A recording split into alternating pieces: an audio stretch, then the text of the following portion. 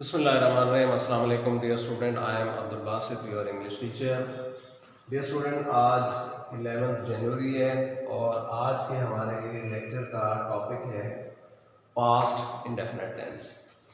Dear student, past tense में हम तमाम उन बातों, कामों और अफ़ाल के बारे में पढ़ते हैं या जिक्र करते हैं कि जिनका ताल्लुक माजी से होता है, यानी गुजरे हुए ज़माने से होता है।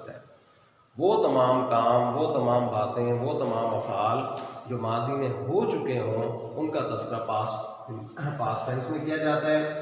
अब पास्ट टेंस के 4 एस्पेक्ट होते हैं, उनमें से पहले एस्पेक्ट को आज हम डिस्कस करेंगे, यानी पास्ट इंडेफिनिट टेंस।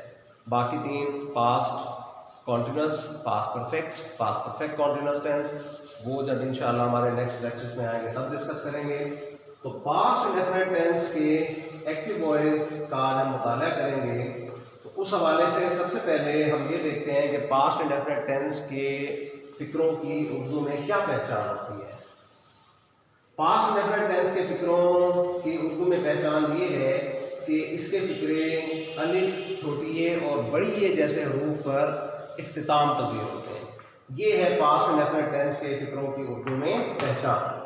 उसके बाद हम इसका सेंटेंस स्ट्रक्चर देखते हैं कि वो कौन सा सेंटेंस स्ट्रक्चर है जिसको बुनियाद बना के हमने पास्ट इंडेफिनिट टेंस के सेंटेंसेस को उर्दू से इंग्लिश में ट्रांसलेट करना है। तो उसमें सबसे पहले हम सब्जेक्ट लिखते हैं, सब्जेक्ट सबसे पहले आता है, उसके बाद सेकंड फॉर्म ऑफ वर्ब आती है और फिर ऑब्जेक्ट। ये पास्ट इंडेफिनिट टेंस के सिंपल सेंटेंसेस का स्ट्रक्चर है।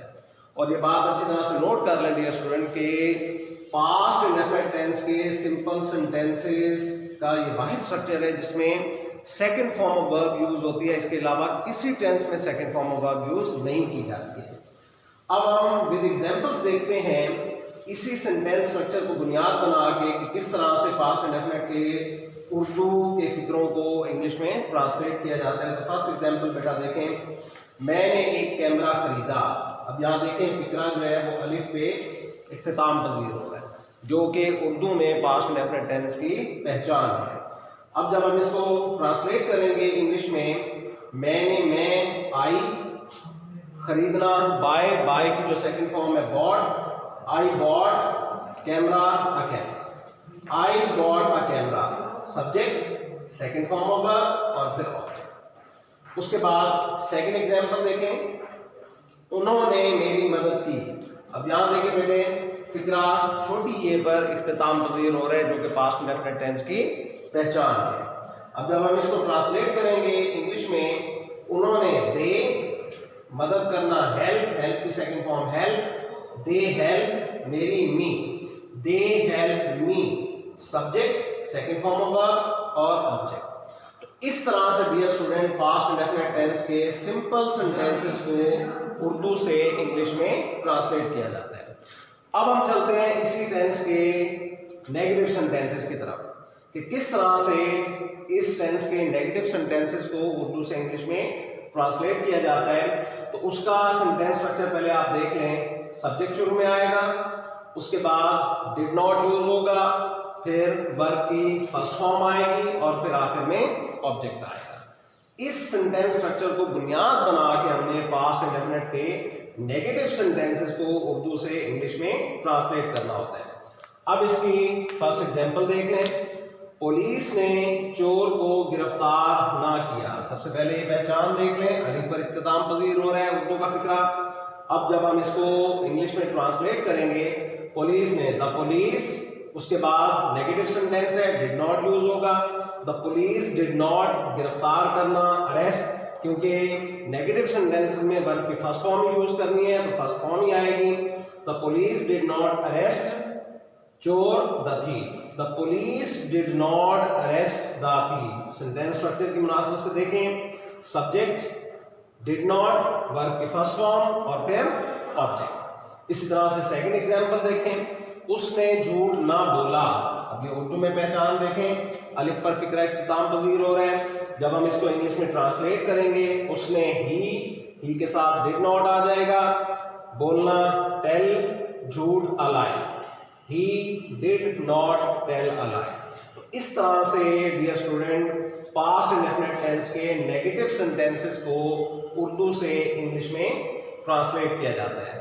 अब हम चलते हैं इसी टेंस के इंट्रोगेटिव सेंटेंसेस की तरफ। इंट्रोगेटिव सेंटेंसेस में हम क्या करेंगे, यहाँ पे जो डिड नॉट यूज होता था, ये जो डिड है, अब इसी डिड को हम सेंटेंस के शुरू में ले आएंगे, उसके बाद आखिर में क्वेश्चन मार्क जो है वो पुट कर दिया जाएगा।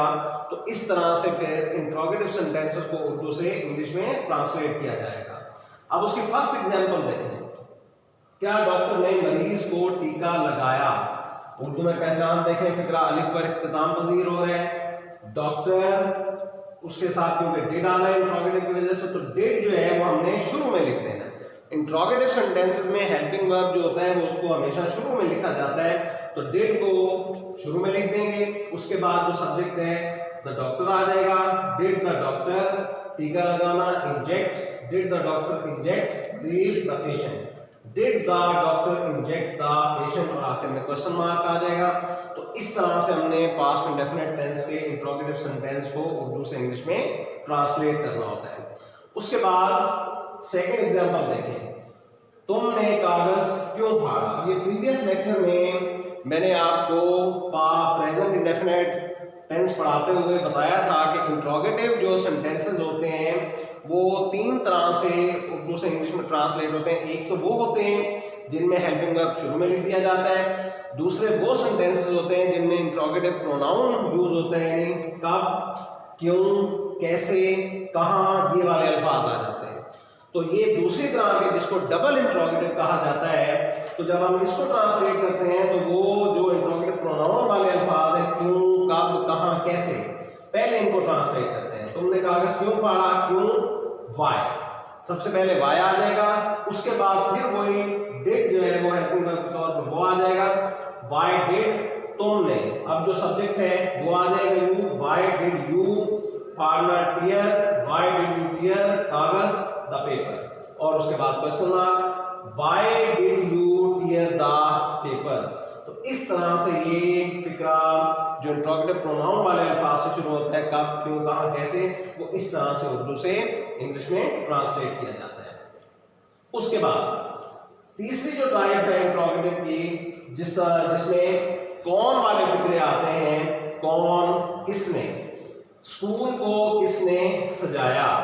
अब प्रेजेंट इंडेफिनिट टेंस पढ़ाते हुए भी मैंने आपको बताया था कि प्रेजेंट इंडेफिनिट टेंस में भी जब कौन वाला फिक्रा आता है तो उसको प्रेजेंट इंडेफिनिट टेंस के सिंपल सेंटेंस के स्ट्रक्चर के मुताबिक उर्दू से इंग्लिश में ट्रांसलेट किया जाता है। बिल्कुल इसी तरह से पास्ट इंडेफिनिट टेंस में जब कौन और किसने वाला यानी हु वाला फिक्रा आता है तो उसको भी हम पास्ट इंडेफिनिट टेंस के सिंपल सेंटेंस के स्ट्रक्चर के मुताबिक उर्दू से इंग्लिश में ट्रांसलेट करते हैं। सिंपल सेंटेंस का स्ट्रक्चर मैंने अभी आपको बताया है, सब्जेक्ट आता है, उसके बाद सेकंड फॉर्म ऑफ वर्ब आ जाती है और फिर ऑब्जेक्ट आ जाता है। अब हम देखें जब इस सेंटेंस को, इंट्रोगेटिव सेंटेंस को जब हम उर्दू से इंग्लिश में ट्रांसलेट करेंगे तो वही सेंटेंस स्ट्रक्चर होगा, आखिर में क्वेश्चन मार्क आ जाएगा। स्कूल को किसने सजाया, हु, डेकोरेट सजाना, उसकी सेकंड फॉर्म डेकोरेटेड हो गई, who decorated school, the school, और question mark, who decorated the school. इसमें डिड का इस्तेमाल नहीं करेंगे जैसा कि हमने पहले दो इंट्रोगेटिव सेंटेंसेस में किया। यहाँ पे डिड यूज हो रहा है, यहाँ वाई के बाद में डिड यूज हो रहा है। कौन, किसने, हु वाला जो सेंटेंस है वो सिंपल सेंटेंस की मुनासबत से ट्रांसलेट हो जाएगा, इसमें डिड का इस्तेमाल नहीं करेंगे, हु डेकोरेटेड द स्कूल। तो इस तरह से हमने इंट्रोगेटिव सेंटेंसेस को उर्दू से इंग्लिश में ट्रांसलेट करना होता है। ये था डियर स्टूडेंट आज का लेक्चर, जिसमें हमने देखा है कि पास्ट इंडेफिनिट टेंस के सेंटेंसेस को किस तरह से उर्दू से इंग्लिश में ट्रांसलेट किया जाता है। मज़ीद आप किसी भी ग्रामर बुक से, या जो आपकी अब ग्रामर बुक 9th वाली जो है वो इस क्लास में आपको रेकमेंड की गई है, उसमें ही जो सेंटेंसेस आपको दिए गए हैं पास्ट इंडेफिनिट टेंस से रिलेटेड, सिंपल, नेगेटिव, इंट्रोगेटिव, आप उसकी अच्छी तरह से प्रैक्टिस करेंगे ताकि मज़ीद जो है वो परफेक्शन आए आपके सीखने में। इसके बावजूद अगर कोई भी प्रॉब्लम होता है आपको या कोई बात नहीं समझ आती है इस हवाले से, तो व्हाट्सएप ग्रुप में आप हमसे रब्ता कर सकते हैं, हमसे पूछ सकते हैं, हमसे समझ सकते हैं रब्ता करके। तो उम्मीद है आज का लेक्चर आपको समझ आ गया होगा। थैंक यू, अल्लाह हाफिज़।